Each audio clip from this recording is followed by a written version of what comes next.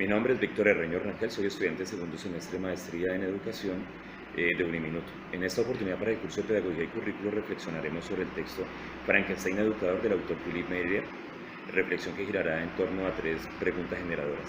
En primer lugar, se nos cuestiona sobre qué aspectos replanteamos de los supuestos teóricos que conocíamos sobre educación y pedagogía. Considero que un aspecto que nos invita a replantear el texto es el de considerar a los estudiantes como objetos de fabricación para pasar a considerarlos definitivamente como centros del proceso educativo, capaces de construir y descubrir por sí mismos lo necesario para su desarrollo.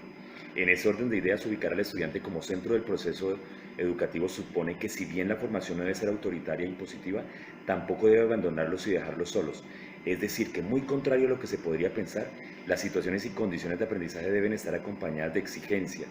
que se conjugue con el desarrollo de la autonomía de los individuos para que puedan gestionar sus propios aprendizajes. Es común que en la mayoría de las instituciones educativas se refiera al estudiante como el centro del proceso educativo, muchas veces sin saber cómo hacerlo. Esta es una idea que es necesario replantearla. Es imprescindible ir mucho más allá y frente a esto Meirier lo que sugiere es que la educación se centre en la relación de ese niño o de ese sujeto con el mundo para que se incorpore de una mejor manera en él.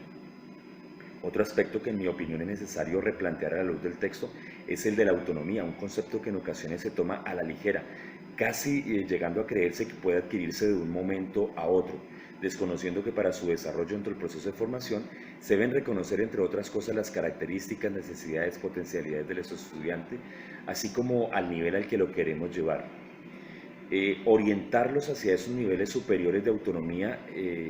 pues, en la gestión de su propio aprendizaje resulta digamos que un ideal que pues, requiere de una conducción progresiva y permanente, razonada e incluso negociada, que irá aumentando las exigencias a medida que el estudiante las va incorporando e integrando.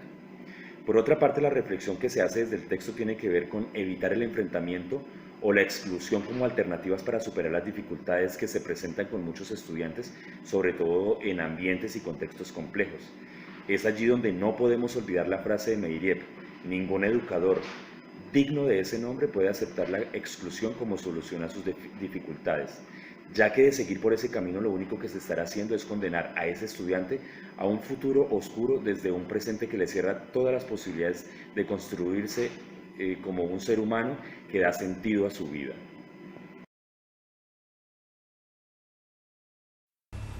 Un segundo interrogante nos lleva a analizar qué aspectos de la lectura fortalecen nuestra práctica profesional. Creo que uno de los aspectos fundamentales que fortalece nuestra práctica pedagógica está en dejar de lado, en abandonar la idea de una educación orientada a la fabricación o modelación de sujetos que son tratados como objetos que acumulan y acumulan conocimientos de una forma mecánica según el antojo, el gusto o el capricho del docente. Es desprendernos de nuestros prejuicios, es dejar de pensar que el estudiante debe ser lo que tal vez nosotros no pudimos ser. Más bien, se trata de abrirle la posibilidad de construirse en una persona capaz de cuestionarse o interrogarse por lo que su cultura, su entorno le ofrecen. En este sentido, nuestra práctica se puede ver fortalecida si asumimos nuestro rol de educadores como esos acompañantes que facilitamos el aprendizaje, que buscamos los medios, las herramientas y estrategias, que despertamos y mantenemos el interés, que procuramos diferentes formas de hacer las cosas y de ver el mundo para que el estudiante quiera conocer, para que se cuestione, para que tome decisiones y para que se interese por aprender.